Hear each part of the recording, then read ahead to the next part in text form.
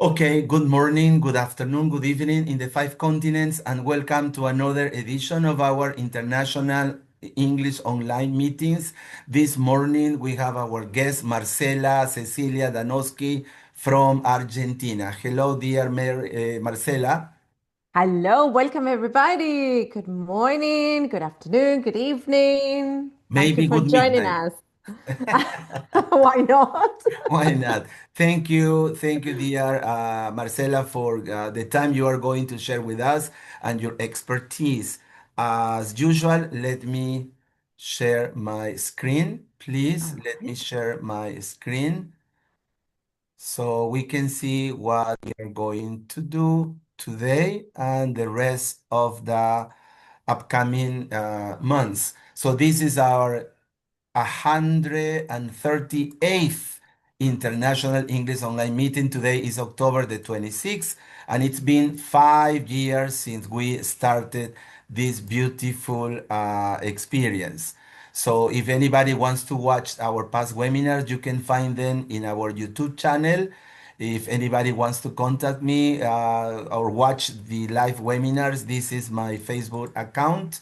Special thanks to Denis Montaño, Ecuador, and Universidad Yachay Tech, because we have this Zoom account, thanks to them. And also Gracia Mendoza from Honduras, because she gets the speakers from the TESOL chapters in Latin America. Well, our upcoming guest stars in 2025.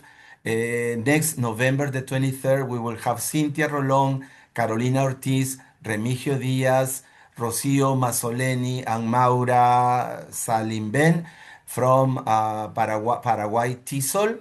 Then on December the 7th, we will have our guest speakers from Azocopi, Colombia, Kathy Ramirez, Adriana Sanchez, and Claudia Maria Uribe. And at the end of the year, to close this beautiful year, we have Gracia Mendoza from Honduras, Rana Bilal Anwar from England, Mary Scholl from Costa Rica and the USA, Isabel Tapja from Peru, and Raj Gill, Canada. We will be talking about expressing our deepest gratitude to life.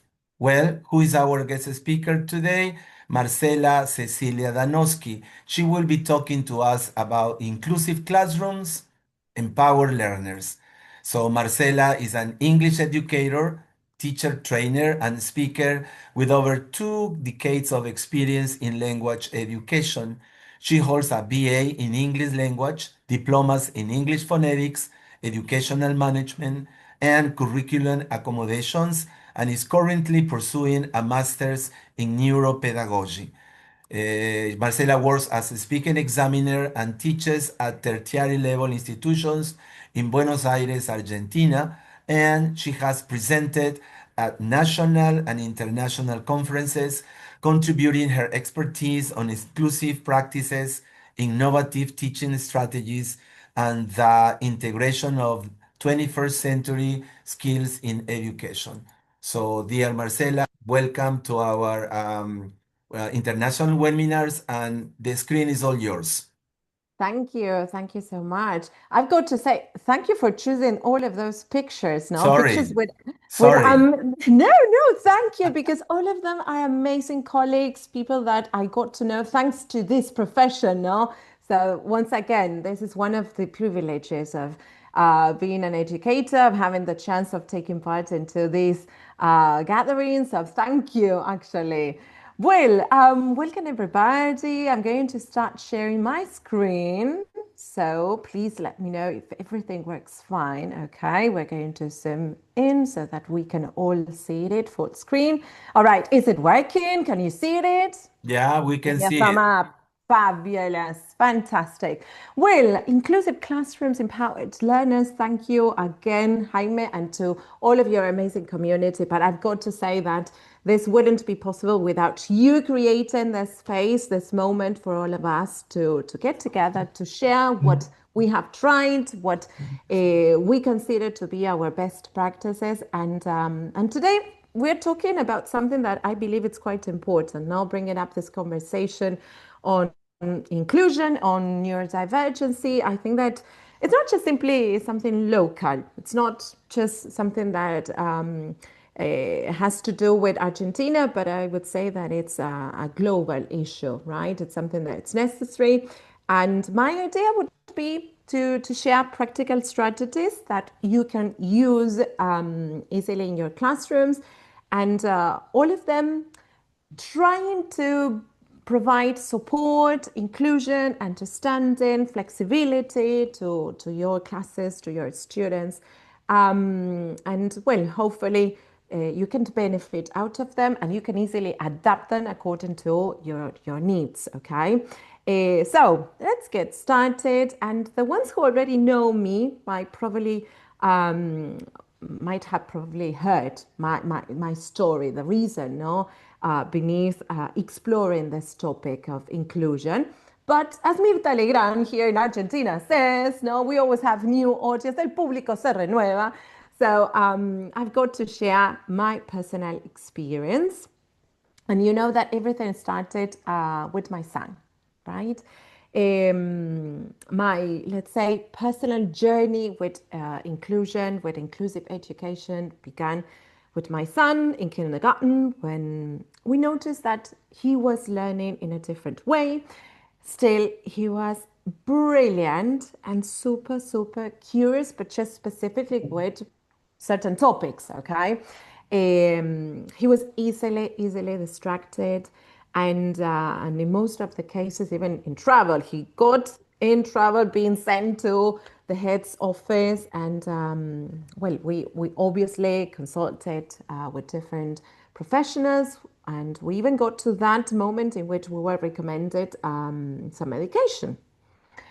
As parents, it was really tough going through that period, and hopefully consulting different professionals, we chose a different path. No, that has to do with um, selecting a different institution, a different school that could understand his needs, that could adapt, no, and accommodate according to the way he was learning the best.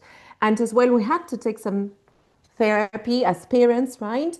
And luckily, with those simple but still, let's say, powerful changes and accommodations, he managed to go through primary education and even secondary. That's why you have those pictures from his graduation. And well, nowadays he's at university.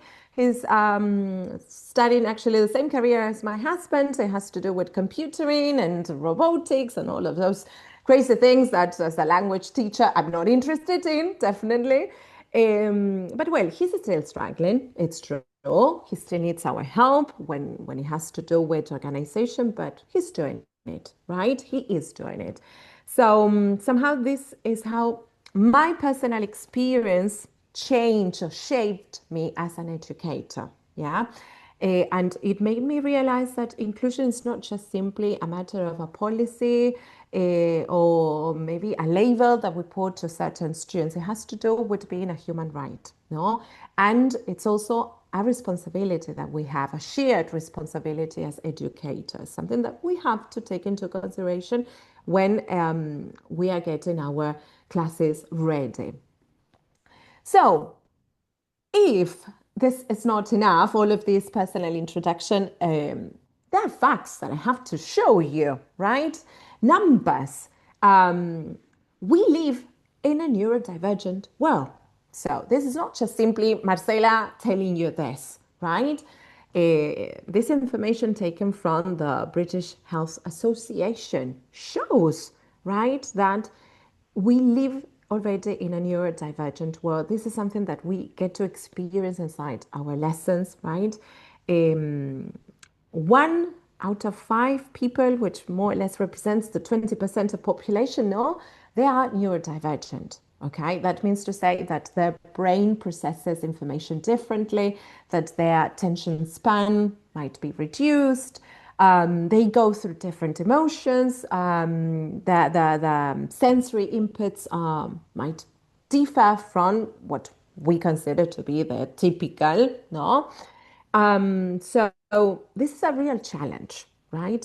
And a challenge that provides us with an opportunity for learning, for becoming a better teacher. let's say. So here comes a moment in which we have to question ourselves. So, are we truly designing classrooms, lessons in which we can support and include all of these type of learners from the very beginning?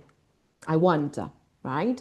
So that is why, in order to rethink this, to rethink our practices, I believe that it's also important to just mention a couple of theoretical things. I don't want to overwhelm you with a lot of theoretical background because, as I said before, my main focus is actually sharing what I have tried, what I know that it works, at least with my students from all levels, because I teach in primary education, right? Elementary, if you want to name it that way, till tertiary, right? So I have tried it as well with adults. So these has been tested. I have already done this and it works, but still you can't modify it and adapt any of these strategies with your own students. But going back to what I was telling you, I think that it's worth taking a moment to make this distinction. Let's not take anything for granted. So, in case you are not fully aware of this difference, right, we've got to point out that neurodiversity is not the same as neurodivergence, right? So, there is a truth whenever we are talking about neurodiversity is somehow acknowledging that we are all different. It's acknowledging that there is a natural variation in the way our brain works, right? And it doesn't mean necessarily that one brain is better than the other, that one way of thinking or processing information is better, that I'm superior to any. No, no, no. It doesn't work that way. It just simply means that we are unique, that we're different, and that there are many, many different ways to learn, to think, to process information.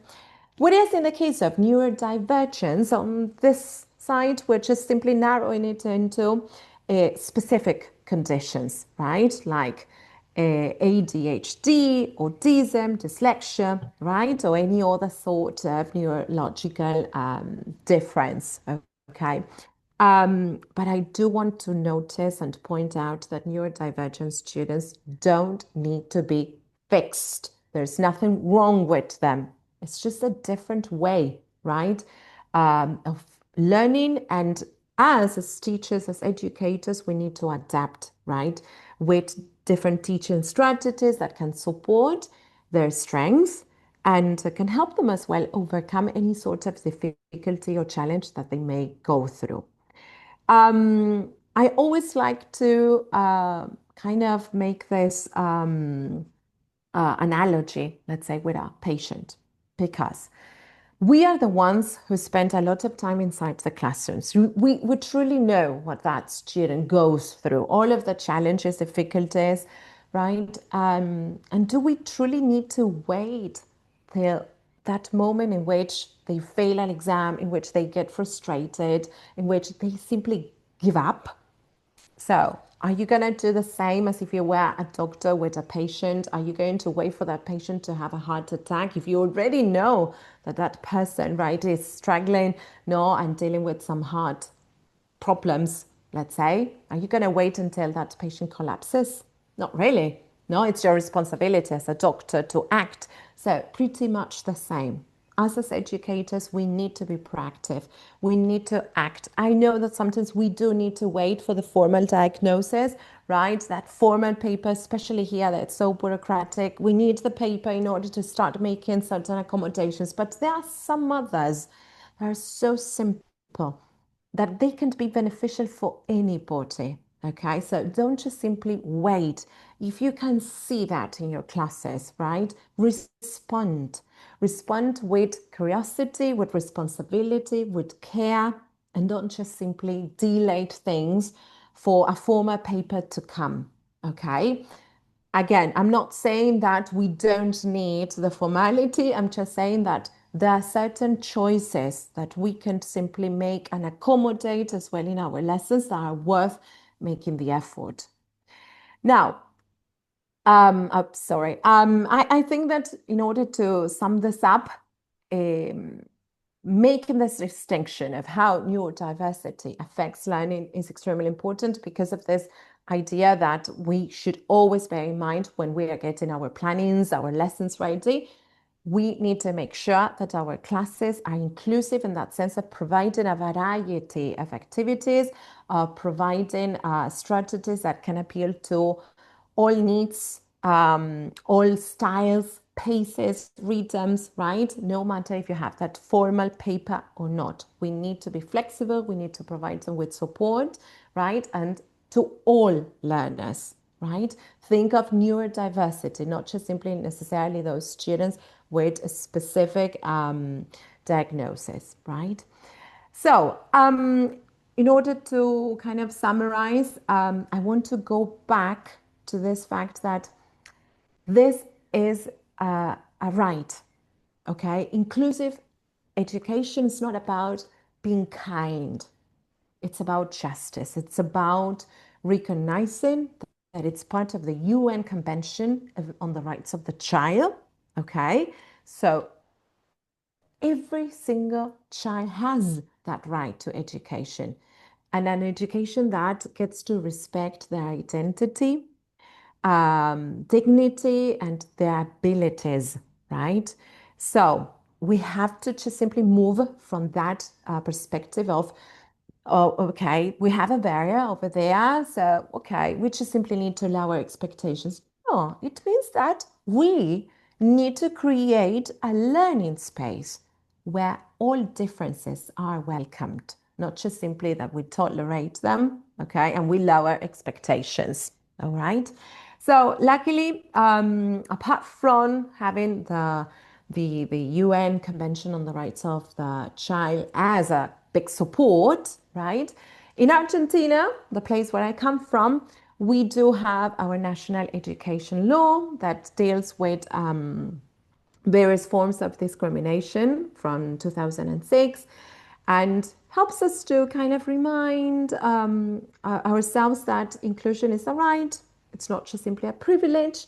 Then later on, that there was a resolution passed on in 2011 that somehow goes a step beyond and identifying this demand of institutions being the ones that formally transform themselves as to accommodate for all of these type of students. So it means that schools or any kind of educational institution are responsible now for adapting themselves to accommodate to all of these students. And it's not the other way around. It's not that those students need to accommodate to the institution.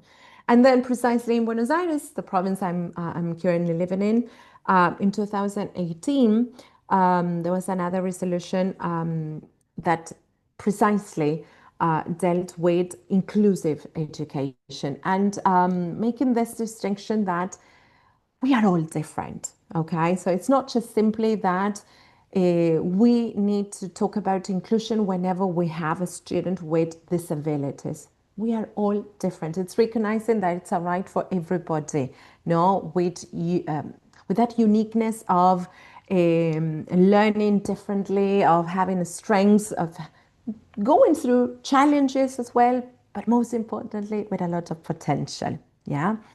And I know legal framework is somehow part of the solution. It is important, right, to have that legal support.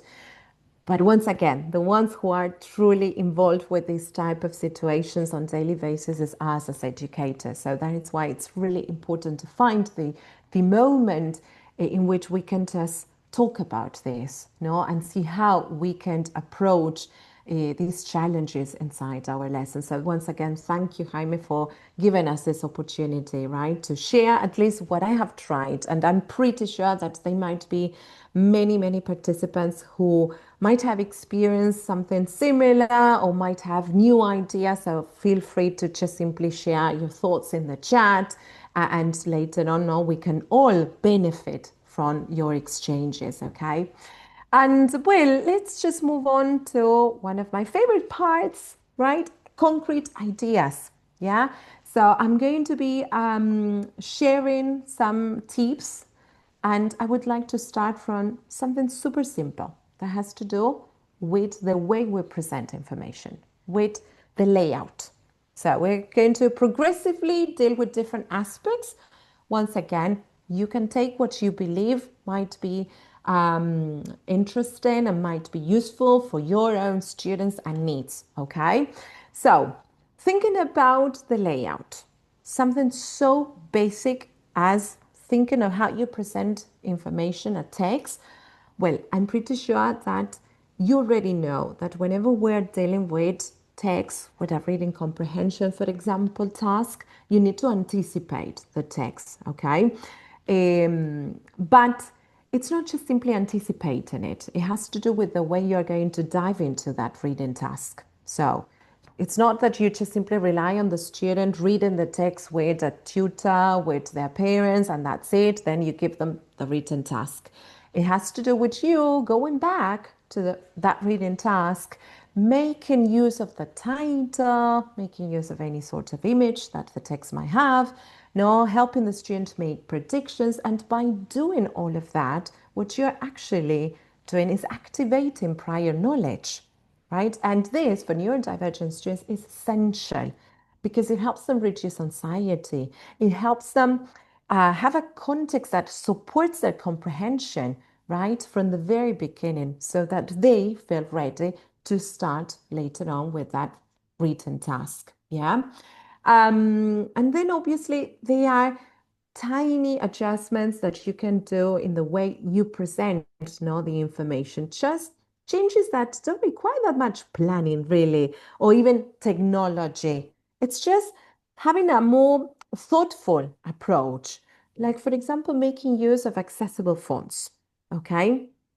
Any of those fonts are scientifically proved to do wonders, right, with students with dyslexia or any kind of visual processing difficulty. There are even specific fonts for dyslexia, right, that you can just easily download for free on the internet. Now, the truth is that nowadays most of the written material is to be found written in Arial. So that's why I personally use that at the school I am teaching at, because in a way you're training them to get accustomed to what they are going to find in normal context, right? But again, this is something that you have to try and test with your own students. But any of these accessible fonts are the recommended ones. Why? Because of the edges, because these fonts have clear letter shapes and the edges are not circular, and that helps them to understand and to decode information easily without having any kind of visual difficulty. Okay, so that's why it's super important to consciously choose the type of font. And the same happens with the size. Ideally, for primary education, you should use a size in between 16 to 20, and for secondary from 12 to 14. Does it actually happen? In reality, it doesn't. At least here in Argentina, imagine, no, for primary education, creating now an activity, a photocopy in that size, they're gonna hate me. No, you need to economize the space. So again, you have to try, you've got to test that with your student. Every student, even though they might be dyslexic, they might have different difficulties. So within their own a sort of neurological situation, well, you've got to always test the each case, one by one. And I could tell you that it's perfectly fine. They can deal with a size in between 14, 13. I am doing it with elementary students and it works, okay? But this is what it is said, ideally, no, and recommended. But again, you can just test and see which is the correct size. Actually, in my school, we have neurodivergent students who are using a variety of different sizes. Okay, so it's not just a standard and one fit all size. All right. Something that you can also take into consideration has to do with the way in which you aligned the text. I used to justify everything because I'm very structured and I like to see everything justified. But you know that that doesn't help them at all. So ideally, you need to place the text to the left, right? Why? Because in that way, they always have a starting point, a consistent starting point for each line, which helps them to track information, no, in a smooth way, and it helps them understand that the text just simply continues, right? This is especially beneficial for students with attention difficulties or processing difficulties as well. And when you are writing titles, no, the instructions of a task, sometimes we tend to underline everything because we want to distinguish that this is a title, or even we write the whole instruction, no, in bold. So just stick to bolding key words, key ideas, okay, like action verbs, and do not underline it, because when you place a line beneath the letter, what you're doing is you're blocking, right, and making it super hard for students to read, especially students with dyslexia. The same with the spacing. You got to give your eyes some room to breathe. So it's ideal to leave 1.5 line spacing in between, and try as well to create a clean and uncluttered background, not too much visual information, not too much fancy borders of frames or background images or lots of colors, because all of those choices can actually overwhelm the reader, and that makes them really difficult for them to focus on the actual content that they need to process. Okay, so whenever you're dealing with images, place them on the right, and place them either at the beginning or at the end, not just anywhere. Okay, because visual clarity helps them reduce any kind of cognitive overload. It helps them to approach that reading task with confidence. And this helps not just simply in your divergent students, but any type of student, okay?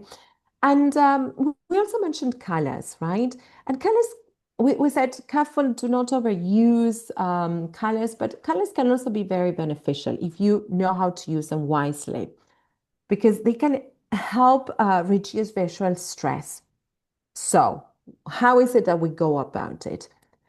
Um, you can use color backgrounds in order to reduce visual discomfort.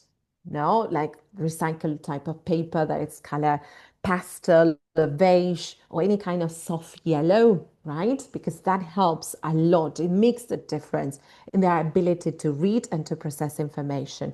If it's not possible and you still need to print a photocopy, a text, no, in the typical white paper, check if you're going to print both sides, because maybe it's transparent and that interferes as well on the reading. So maybe it's just one size that you might need to print.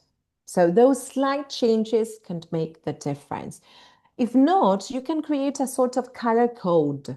How does it work? For example, you can make use of a particular color for instructions, another color for examples, another one for key vocabulary. Obviously, once again, do not overuse colors and it turns out to be a rainbow that reading comprehension, okay? So make use of colors wisely for them to help them pay attention into what it's really important. And don't experiment this, no, in an assessment. You've got to try this progressively inside the lesson. What it's important is to avoid overstimulation. Okay, so too many colors can be something super negative. So try to stick to just maybe one or two colors, and try to make it as accessible and inclusive as possible for everybody. I want to show you some examples of what I was talking about, or what you shouldn't be doing. These are real examples from myself in the past. You see, I just wanted, or I thought that I was going to help my students understand these reading comprehension by including lots of images, and anyway, in any position. And look at this task, no? It's like super wordy, the title being underlined, everything is in bold. So, I mean, I thought I was actually helping, but that wasn't at all.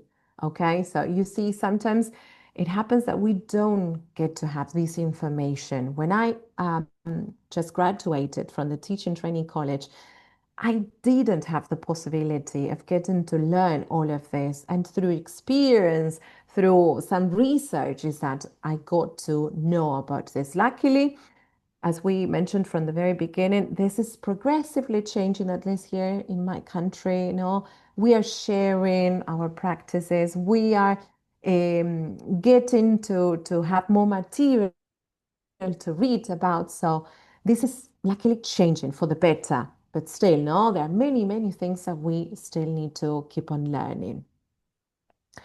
Well, what else can't we do? And something as simple as the way we communicate can make the difference. So, if it is either instructions, feedback, or just simply the everyday interaction that we have with our students, that makes the whole a whole world of difference, no?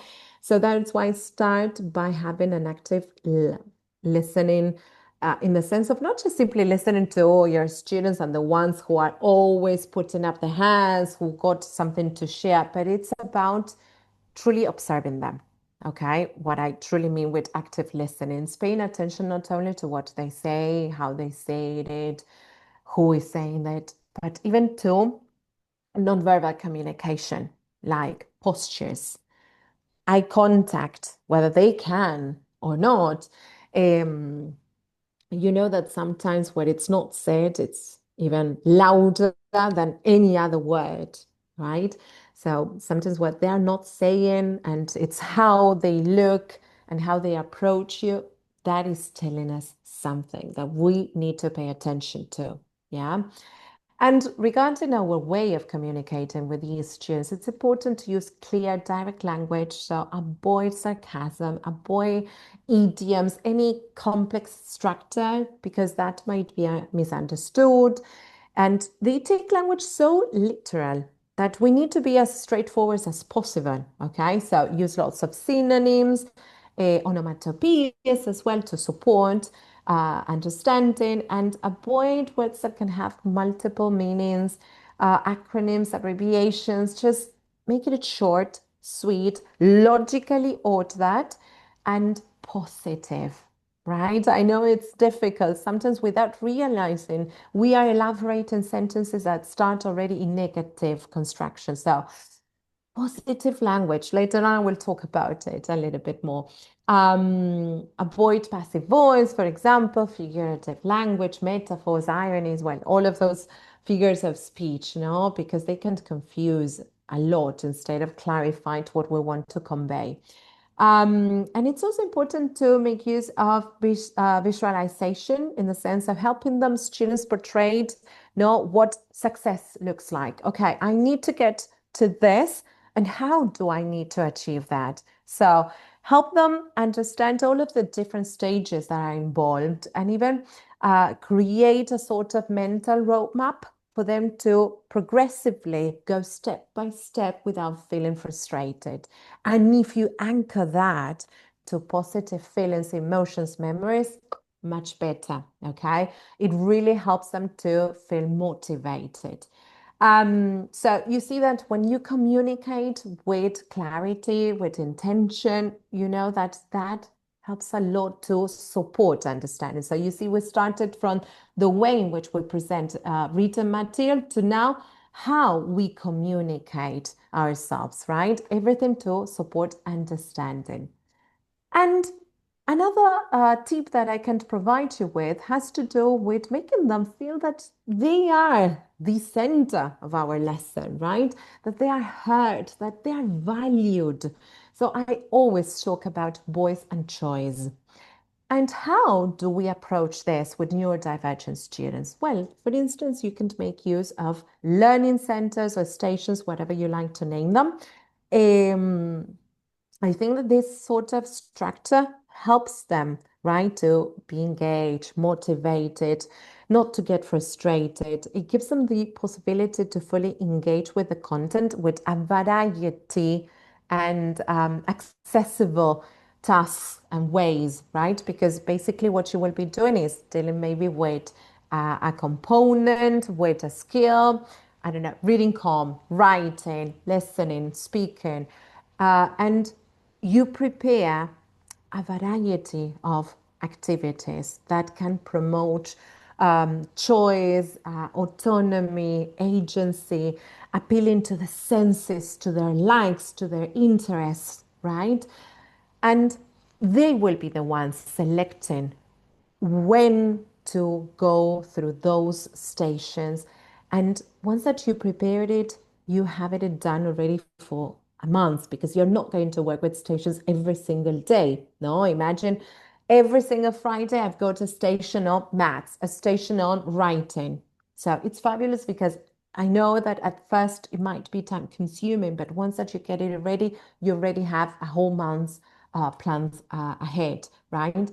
But working with neurodivergent students with the stations that helps them feel that they're safe and they can handle this. No, you give the whole class instruction, and then it's them choosing which activity, and you present obviously the content with a gradual complexity so that they feel encouraged. Okay, they notice that the first task they managed, they could do it, and then progressively they continue with the following. Okay, I did it. So they go even for more and more and more.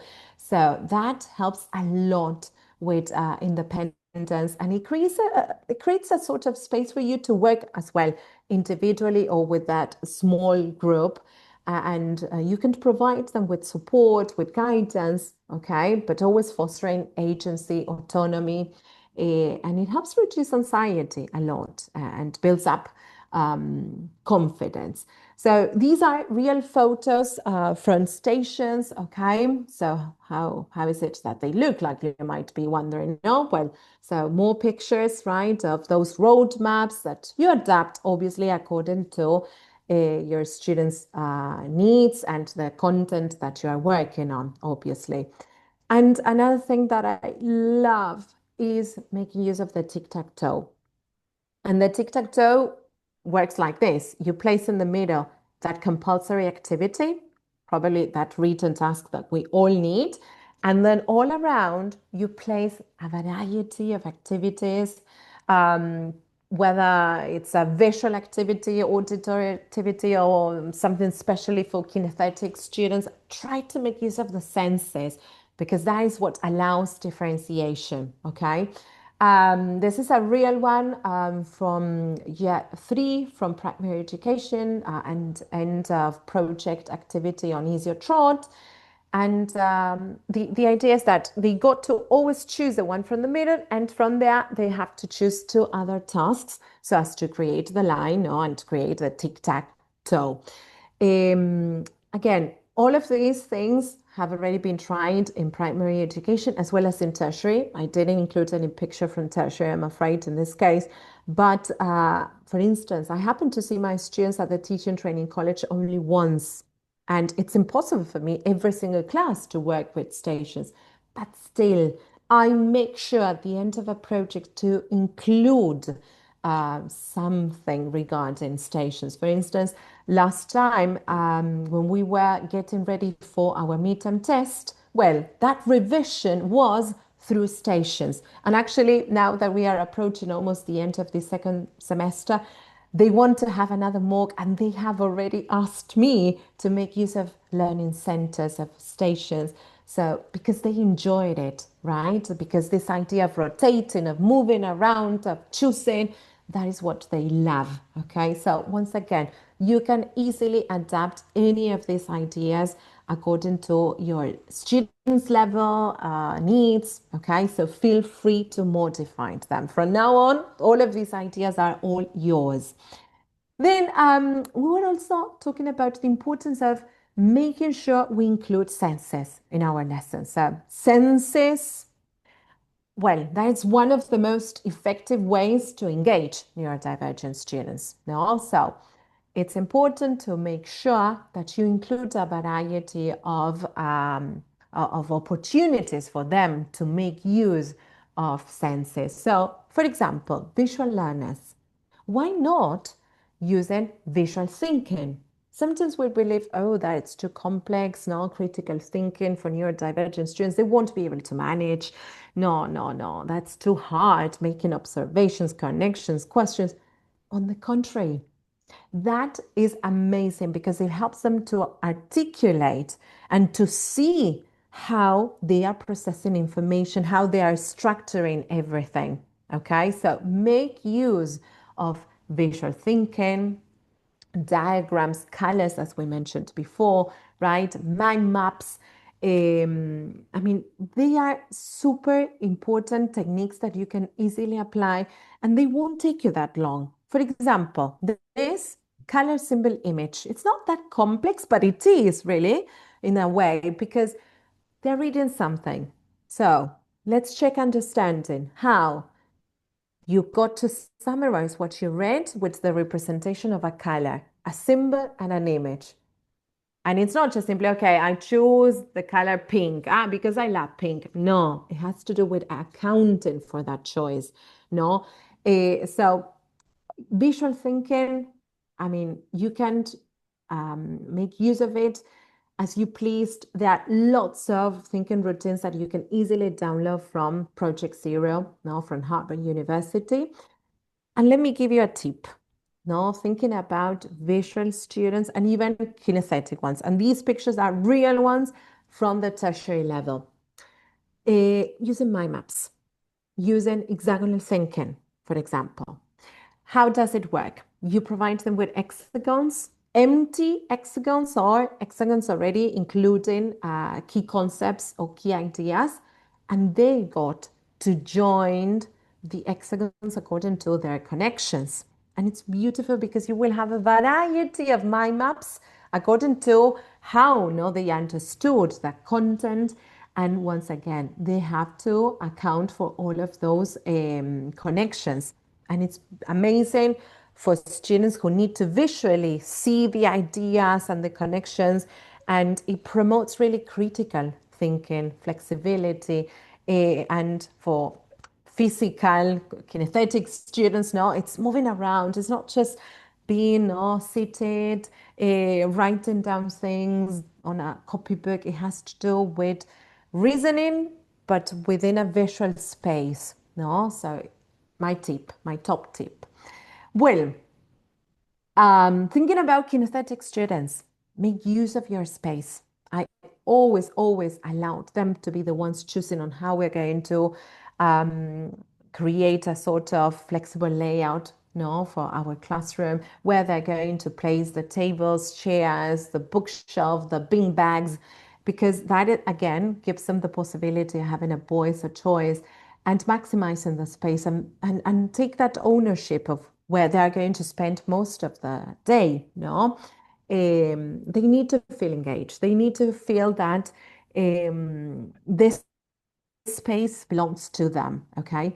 So layout, space layout is extremely important. These are, again, real pictures. You see how our classroom is not just simply the classroom, the four-wall classroom.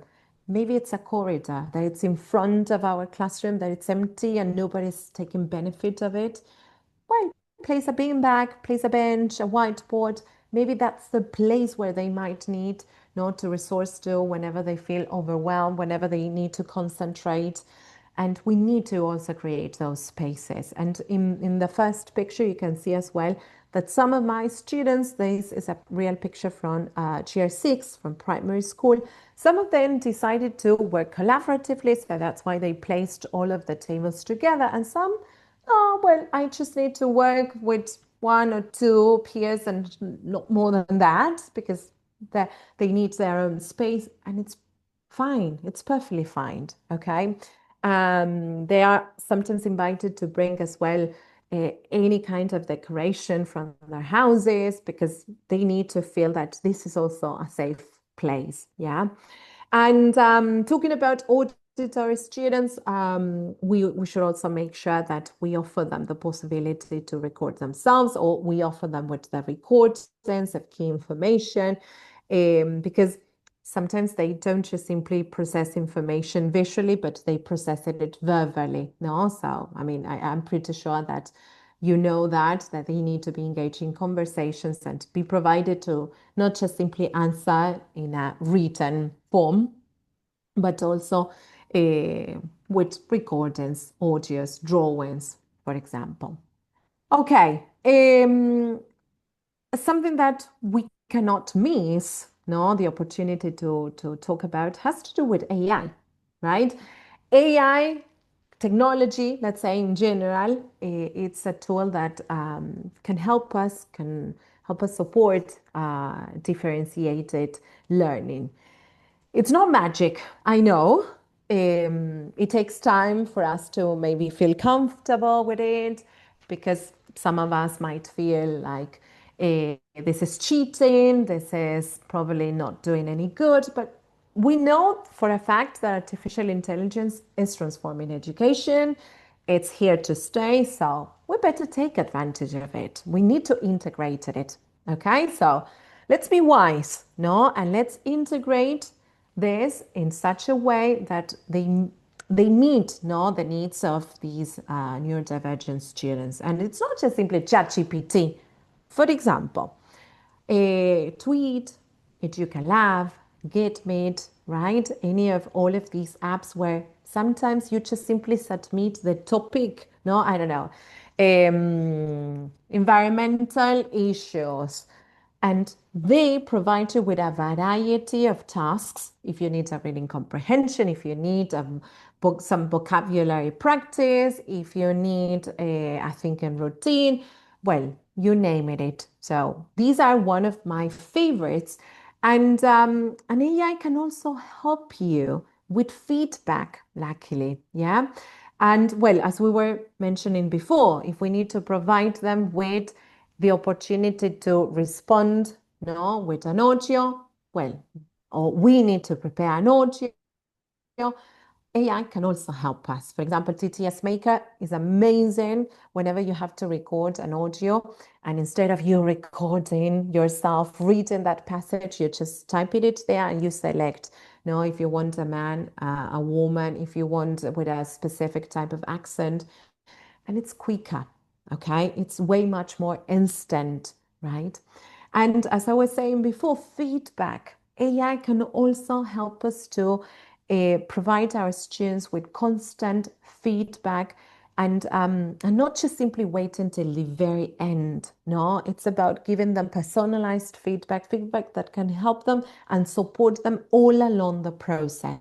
Yeah.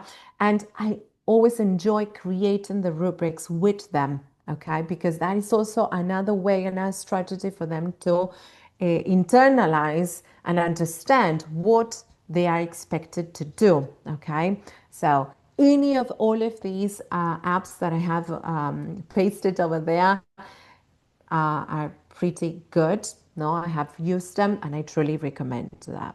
So you see that AI can just help us to help these type of students, which is less effort. No, so technology can help us as well to make all of these tiny adjustments that sometimes we need to make that difference.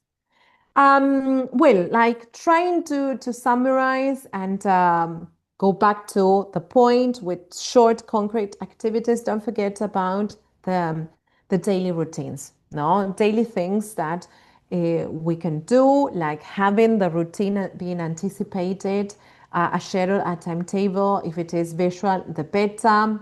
It helps them reduce anxiety, and you reduce those typical questions. A mí, ¿qué tenemos que hacer ahora? When is it? When is break time? No. So they already know what to expect. It's already there. They got to check. And as I said before, if it is visual, much better, because it's a clear way for them to understand, all of the transitions, and to be more focused as well.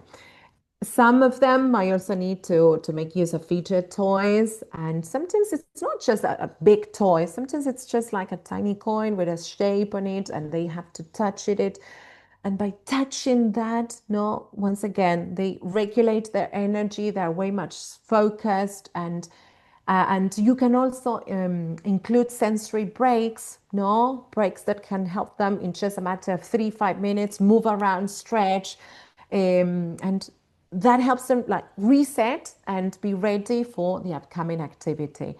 If you Google brain gym, you have lots and lots of ideas. Actually, I have one, if I'm not mistaken. Well, you see brain gym exercises, you Google, and you have lots of ideas with even the pictures if you don't understand, because some of them are really complicated, but super fun, no? And without realizing, they are resetting themselves, no? They're activating different parts of their brain. Like this one, for example, like instead of reading, know what it's written, they got to just simply say the color, which is quite confusing, you see. But it does not take that much. And maybe you do it when you are transitioning from one activity to the other, or when they are just simply coming back from break, know that you need to get there focused on the task once more. So any of these activities can help you a lot. And if you have never heard of the mental wealth box, you can also start making use of it. It's just simply a box with a collection of different tools that you adapt them and you change them progressively. You can have featured toys, you can have mandalas for them to color, story books dealing obviously with emotions, with how to regulate and detect certain emotions, worry dolls, some headphones, no, for those students who need to cancel noise. Well, that can help as long as you know what your students need, no? Because you've got to adapt all of these ingredients, elements that you're going to place on those boxes according to what you know that your students need, so as to make them feel included. And well, I think that there are very simple activities and things that you can start incorporating, no, and adapting your lessons. As we mentioned before, it's important to be always concrete, short and sweet, and sometimes it's best when you break the task into small, manageable tasks that they feel that when they complete one, no, they achieved something. And it's not like that never ending questionnaire, that never ending exam. Just give them task by task so that they feel way much more motivated, and you don't create moments of frustration, right? We are celebrating achievement, success all along. These students need extra time, so make sure that you allow for extra time, more or less. More, we are talking about 25% of extra time for activities, for regular activities, as well as assessment. And why is this so? Because they need to process information differently, they need to organize their thoughts, and then be able to complete their task. And as we also commented on, provide them with a variety of ways to respond, not just simply expect that written sentence, but maybe it's just a drawing, maybe it's orally, a recording, a video, an audio. Remember that we are all unique, and we also have unique ways of expressing ourselves, no? Instructions, short and clear, super concise, and feedback. Now, provide them ongoing feedback. Don't just simply wait till the very last moment. And another top tip, let's say, is give them time. Sometimes we are in that rush of, okay, we need to comply with our curriculum. We have certain expectations for today. We have to do this, and that. But they need time. They need time. Everybody needs time. And in most of the cases, we ask something and we expect them to have that perfect answer. And we feel so strange, so awkward when there's silence and nobody answers. But they need that silence. They need that moment to think, process what you're asking, come up with solutions, ideas. most of the cases, the very first answer is not going to be correct. Give them the possibility of sharing with somebody else before you do that exchange altogether, right? So sometimes we, as educators, we need to lower down our expectations and our anxiety, let me say. And positive education, as I mentioned before, when we were dealing with communication. Ay, ay, ay. How do we nurture this in our lessons, no? When it's so powerful, when we can make the difference. Well, start with something simple as focusing on the desired behavior. We are too much focused on what they are doing wrong, on complaining, on what they are not doing. And what if we do the other way around? What if we congratulate, no, those expected behaviors? You will see, you will end up seeing that they copy each other. Oh, this sounds good. Look at that. Look at what has happened when he was doing this. And specific behavior can be actually repeated thanks to you just changing your mindset on focusing on desired behavior. What about rewards? It has happened to me. I used to buy those amazing certificates or print them, no, for the best reader, for the one who behaves the best, for the one who's got the tidiest copybook. But do you think that those rewards are that inclusive? I mean, poor little thing. How about the ones with dyslexia? I mean, the perfect speller. What about the ones who cannot regulate themselves and they need to move? They will never get to have that behavior award.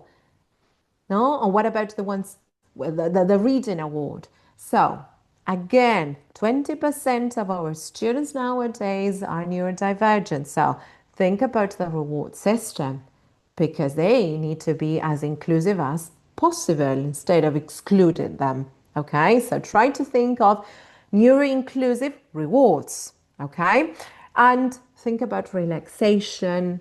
Allow them to do some mindfulness yoga or just simply coloring mandalas or even with music. There is one type of music, the HD music or binaural beats. That's the easiest way to Google it in YouTube, binaural beats.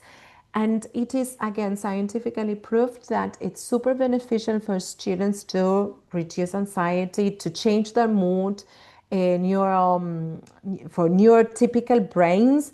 Well, it's beautiful. It really helps them to be focused for long periods of time. Binaural beats, I truly recommend you that. And make use of stories, right? Make them read stories regarding feelings and social interaction, or how to behave in certain moments and being able to overcome challenges, because that helps us as well to get some tools and techniques on how to approach difficulty. And obviously, the power of yet, no, needless to say, helping them communicate with themselves. Sometimes we often listen to them say, ay, soy terrible, I'm horrible at it. No, no, wait a minute. You cannot do it yet. So, this is something that you can develop. Do not just simply focus on the final product, but this is a process. Learning is a process, okay? Another tip that I truly invite you to explore has to do with gamification and sometimes going back to simple things, no? I mean, obviously that we can make use of technology, and nowadays there are lots of applications where you can just create lots of games, but sometimes it's going back to the simplest task, something where they can put hands on, where they can create, no, construct. The better if you can allow them to sparkle creativity, even to work collaboratively, no, and be able to solve challenges. Games as simple as Simon Says, no, something like that. Promoting debate, promoting collaboration, discussions, inviting them to actively take participation into their lessons. no, and exchanging their ideas and being able to solve real problems and make use of effective, appropriate communication. It's about making them feel safe, supported, but at the same time sparkling curiosity, no, and helping them explore their ideas with engagement, and maybe games can help us do and achieve this. And lastly, I think that I cannot just live without talking about assessment, no, because if we are thinking of making all of these tiny but still powerful and meaningful changes, well, we got to do something regarding assessment. I mean, this is something probably minor, but still, it's a gatekeeper. So if we want them to show that they are growing, that they are making progress, that they are not failing, that they are motivated, well, you have to also rethink the way you are assessing them. All right. So, my humble recommendation is, for example, exploring a variety of ways of assessing your students. Like, for instance, the ones who know me already, you know that I'm a big fan of e-portfolios, which is a collection, right, of their work throughout the year in which they reflect on what they have learned. And they apply metacognition, they apply 21st century skills because they have to select carefully for those evidences, no, and account for them, creativity, because they decide on how they communicate that through a text, a video, an audio, if they want to show their portfolio to parents, to peers. So, I mean, it's a fantastic way of displaying everything that they have learned, as well as setting new goals, like identifying challenges and setting new goals for this year, for next year. Another tool can be the use of exit tickets, no, and especially when dealing with exit tickets, make sure to include emotions. Here, I'm sorry, I'm sharing some images on the portfolio, real ones, right?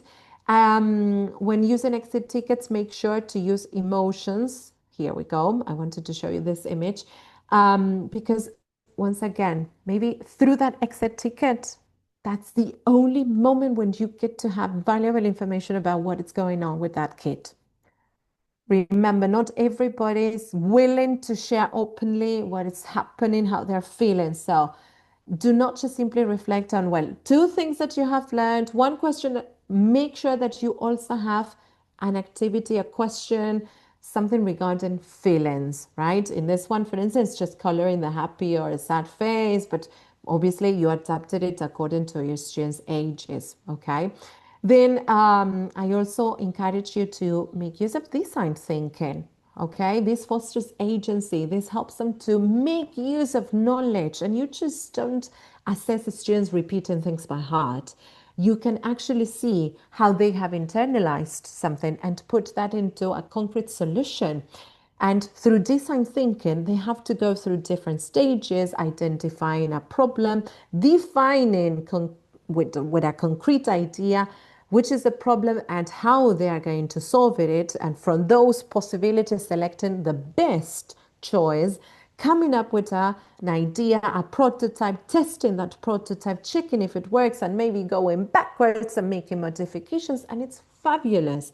For instance, when we're dealing in year 6, yes, from primary education with this unit on the environment, natural resources, sustainability. Well, they came up with a sustainable container, which is not that crazy actually. No, who knows if in the future we end up creating or living in this type of containers and maximizing all of the natural resources and energy, that it's available depending on the location, which was fantastic because that was a way of me checking whether they fully understood, all of those key concepts and making use of 21st century skills, interacting with others, using creativity, technology, because they created this prototype with Tinkercad. All of these free, no, so nothing that you have to pay a subscription. No, everything for free. And they were engaged and they were doing something that it's meaningful, that has a context. And who knows, once again, if one of my students ends up creating something for the future and making this world even a better place. So why not? And something that is really authentic, engaging, fun, escape rooms. Okay, so maybe through Canva, generally you have already templates that it's just uploading information, but it's also a fantastic way for them to come up with difficulties, applying knowledge. They have to come up with the solutions, the way in which they're going to make those challenges appealing for the others. They need to get to agreements. They need to work collaboratively. And throughout all of this process, they're using the language. In my case, as I'm a teacher of English, they will be using and communicating in English. They're having fun. They're fully engaged. And I'm just simply monitoring. Okay. So that is what we need to somehow achieve. Assessment needs to be flexible, authentic, and it needs to allow students to respond in any kind of way, no? Talking, drawing, interacting with others, playing, according to your students' needs. You know what works the best for your students, okay? And I don't know how I'm doing with the timing. That's why I'm rushing. But in order to conclude, um, I know that there is still many things, no, that can be done, things to still being researched and learned. But I think once again, no, as educators, we do have this responsibility of embracing difference, embracing neurodiversity. And I'm not just simply narrowing this into neurodivergent students, but neurodivergency. We are all different because if not, what happens with high achievers? Poor little things that they're always left aside, no? So, neurodivergency. We need to embrace flexibility, creativity, all of that in our teaching practices, right? One size fits all approach has been tested, it doesn't work. It doesn't work. So it's time for us to celebrate diversity, to recognize that we are all different, we all learn differently, we have talents, we are all unique, we have our strengths and difficulties. I'm terrible at math. Okay, I need to handle that. I will need to make use of certain strategies to handle my difficulty with maths, but I'm very good at, I don't know, singing. I enjoy singing. So that's my strength and I need to celebrate it. I need to first recognize it, which in most of the cases it also happens, that they don't recognize their strengths. So we have also that responsibility of guiding them to help them discover what they are truly good at and provide them with tools to be able to overcome any possible challenge, right? So it's all about flexibility, it's all about creativity, it's about thinking of the learning as a process, not as a final product, not as perfection. We know that perfection doesn't exist. We have to give them voice, choice, allow them to celebrate their learning process, take ownership of their journey, right? And I know it's hard. It's a big responsibility what we have. I know. This should actually start by being trained. No, what I said before, when I ended up my studies, I didn't have the chance of getting information from my teaching training college. So luckily, this will change progressively. No, our teaching training programs will have to adapt to this, as well as our educational system. It needs to be more personalized, more supportive, and be able to uh, provide a more flexible curriculum to our students, not just necessarily ones that we get the formal paper. No, we should be able to make those tiny changes. But well, in order to wrap up, I invite you to take a moment, no, before we say goodbye or we start with some questions. It was a lot of information, I know, but I didn't want to miss the opportunity of sharing everything that I have tried. But take a minute, do some metacognition as well with this exit ticket. What have you learned today? Do you think that we have met our objectives? Do you think that we're still missing something? No, maybe some food for thought for next time that we get together. And any of these things that I have shared with you? Did you identify them like doable, like things that you can easily adapt in your classes, that you can adapt them, benefit from? And most importantly, did you enjoy it? Did you have fun? So you see feelings.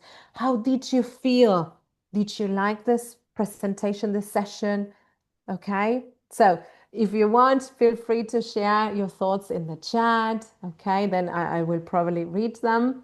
Yeah. But your feelings, your point of view, your perspective is super, super important. And once again, thank you for this opportunity. And remember that inclusive education shouldn't be something that discourages you, that triggers you, but something that you need to take as an opportunity. No, it should engage you, it should inspire you and enrich you, because in this way you are also learning a lot.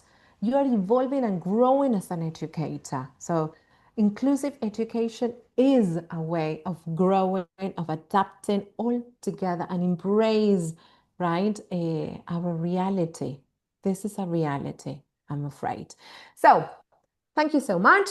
Feel free to drop me a line. Feel free to stay in contact, right? For whatever you might need. Those are my contact details, my email address, as well as my Instagram, where I tend to share as much as possible whenever I can some tips every week. I try to work on different aspects. So you're free to just simply send me a direct message, a DM, or just simply follow me. Thank you, Jaime, once again for this amazing opportunity. Thank you, dear Marcela, and I didn't want to interrupt you at all because it's been very, very insightful, very deep, everything that you have shared with us. And I'm sure that everyone wants to ask you a question or make a comment. I have taken a lot of notes here. Oh, So as usual, I feel I know nothing, and that is beautiful because we are always learning. We are always reflecting on what we do. So if you please allow us to see everyone, please, if you stop yeah, sharing, definitely. thank you so Absolutely. thank you so much, There we go. Marcela. Okay, so let's see, let's see. So we got here 18 people. So thank you so much, Raj, Manoj, Raz, Gavi, Yuridia, Freddy, Mariangela, Jose, R. Sánchez, User, Andrés, Rita, Luis Bermúdez, Isabel Zarango, Felipe, and Fausto from Mexico. So if anybody has a question or a comment about this wonderful topic, I think there's someone who wants to speak. yeah, of course, of course, of course. Just activate your I mics, no? yeah, yeah. Jaime. Wait, Marcela. Just Oh. let me. I know that it's about to be 1 o'clock in Argentina, That's so okay. it's time for you to cook to eat lunch. Remember that I don't cook. It's my Yes, husband. it's He's your quite husband. simple. So be free, please, to start asking your questions briefly or making your comments briefly because maybe everyone wants to speak. So who wants to be first, please? Just open up your microphone. Please go on, dear Manoj. Suna. Go on, Manoj. Suna. Audible to everybody. Yeah, hello. Hello. Hello. Audible to everyone. Hello. Yeah, I'm so glad to be with all of you from different parts of the world. And by profession, I'm a language teacher. One thing that so many things I liked about the webinar, that the topic itself. And today is in the morning time. I sent a request to Sir Jaime from Peru, and so gave me his introduction in a command box, and I'm really so mesmerized to see his command. And today I was a little bit busy with party at the moment. I came to know that Sir is just organizing a webinar on English language educators, and I was so interested to be a part of that. Though I could see not involved in the webinar on Facebook, I saw that, but immediately I said, sir, and sir, immediately without any sort of hesitation, he sent me the link. And Marcela, ma'am, the way you presented, I was in a party, but my ear was to your lecture, your webinar, because I do think that in today's concept and today's perspective, we need to be very open up to our learners, because today's generation needs something more than our generation, right? And I'm really so mesmerized to be with all the dignitaries in the webinar today itself. And I do hope that the lecture, the session that you did today, the way you elaborated, uh, had great significance on our minds. And I'm truly so grateful to each one of you, and the organizer, Marcela ma'am, the presenter. And in my classroom situation, even I'm going to apply the same thing, because I do love all the systems and the way the strategies you showed and you presented in the webinar. Thank you so much. And in the days to come, I'm gonna invite all of you when I'll be organizing webinar for my students. So thank you so much. I'll be in touch with all of you. Thank you so much. Thank, Good night thank, from India. thank Thank you you, so dear Thank much. Manoj. you. Namaste. Thank you. Thank you, And dear this Manoj. this is amazing, Jaime, because once again, we are people from all around the world, and still, no, we are Yeah. united based on the same issue concern that has to do with how to deal with neurodivergent students. So it's not something that it's local, a challenge that we do just simply have here in Argentina. It's about the world. It's a reality. Yes, No, so how important it is to address it and to of talk and share our of techniques. Of course, Exactly. and the explanation is because we are human beings working with other human beings. Doesn't matter where we are from, the language we speak, etc., Hmm. etc. Thank you so much, dear Exactly. Major from India. Anybody else, Thank please? you so much. Anybody else, please, who wants And to express? and one thing, last but not the least, even I have sent a friend request to Marcella man.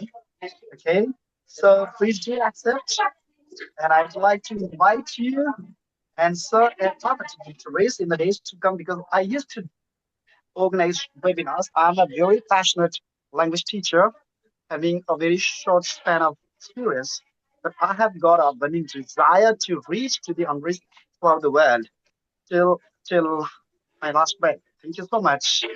Thank you, Thank dear Manoj. you. Thank Okay, we you. still got 10 more minutes, so please be brief. Luis Bermudez, Raj Jill, Freddy, Mariangela, anybody else who wants to speak up? Sorry, Jaime, we have a question, or there is a comment asking about the AI tools. So probably we can make use of this minutes until somebody else wants to ask or comment something. Okay, Um, okay. But I the would prefer people who are here before we go with the last questions, please. Dear okay. Marcela. Yeah, thank you so much, dear Marcela. Raj, Luis, Raz, users, Sanchez, Jose, anybody else before we go to the final questions? Okay, I will ask the question about AI. I am interested. Please, Marcela, I would love to hear what you have to say about it. Okay. Well, with AI, I shared some of the slides with certain apps that I use, for instance, for creating feedback rubrics, right? Or for generating activities.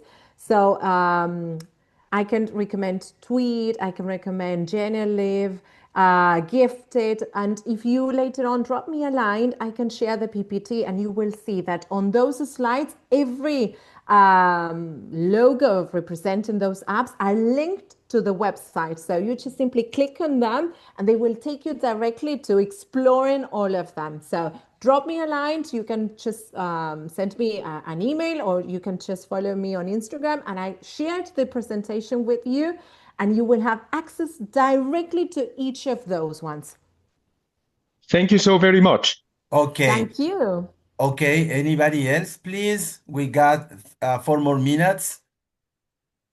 Well, Marcela, thank you. This was so informative and so helpful. And I think a few points that I wrote down was prevent cognitive overload, and also you gave concrete examples about how to create predictability. Start from the left. That way they know what to expect. So I think there were many important points that you made. and about making things accessible, breaking down into small chunks, because we think just give them everything and they'll be okay. And the last part I want to say is the value of AI. You also showed how AI can be useful in the classroom. Many of us feared AI is going to take over. Yeah. So thank you. It was very informative. Appreciate Thank it. you. Thank you for coming. An Okay. honor to have you And here. okay, and before your final words today in this webinar, dear Marcela, I would say that not only teachers and educators from all over the world, but also coordinators, administrators, and directors should listen to this presentation of yours, because you have talked about very important things like neurodiversity versus neurodivergency, inclusive education, not discourage students, not threaten students, inspire students, inspire teachers, accept differences, enhance flexibility and creativity in teachers, focus on the process, not the result, give students voice and choice in their learning paths. So there are many informative and insightful points of view of yours that we would love to have you back with a practical presentation of how you apply that in your classroom. Okay, so thank you so much, dear Marcela, and I will ask you for the PPT. So if any, Just one more comment, yes, Jaime. yes, Raj, go on. Also, I think for parents, this is super helpful for parents and caregivers as well. So I think the scope can be expanded so much to be inclusive of different environments. Yes, Again, thank you. yes, and also grandparents like me, because my because my grandson is has the condition of autism, and I was listening to you and thinking and reflecting I'm and making and connections. questioning myself. Okay, so thank you, dear Marcela. Now it's time for you to say goodbye, because again it's almost lunchtime in Argentina. Well, first of all, thank you, Jaime, for creating once again this space for all of us in different parts of the world, getting together, sharing our experiences, our anecdotes and strategies. And this is what makes us, become better teachers. So if it weren't for these spaces, these gatherings, probably it's not enough with just simply studying or reading. It's about sharing face to face with others. And well, lastly, so as to wrap up, I want you to understand that sometimes it's a matter of simple strategies, simple tools, no, but the right ones that make the difference, or even changing our mindset. I'm afraid that we come from a very structured mindset in which we are probably not accustomed to dealing with inclusive educations. Luckily, no, our young generations, they are listening to this, they are reading, getting internalized, no, with what neurodiversity is all about. But in our cases, in my case specifically, I didn't. So I had to learn about this.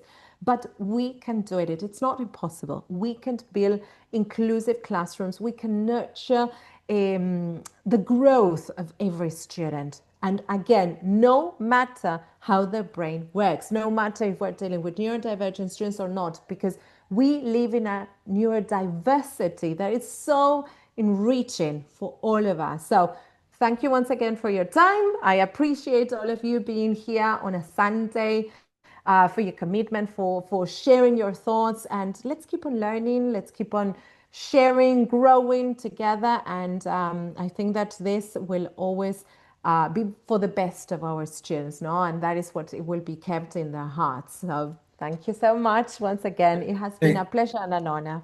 Thank you, dear Marcela Cecilia. And as I said before, we would like to have you back with us, presenting these beautiful, wonderful ideas in a class, showing us how you present it and the results, the outcomes that you get. Let me thank all the people who were listening to us and watching us in Facebook Live from Peru, from Mexico, from Ecuador, from Guatemala, from India, from Pakistan, from Peru and different parts of the world. So thank you everyone, and see you next month in our next webinar. And to everyone, thank you for your time and your presence. Thank you everyone, and see you soon. Goodbye. Thank you, Luis, Raj, Yurida, Mariangela, Freddy, Fausto from Mexico, Ruz, Gaby, Olaya, Jose, Sanchez, Felipe, Rita, and Isabel. And Freddy, Garita, thank you for your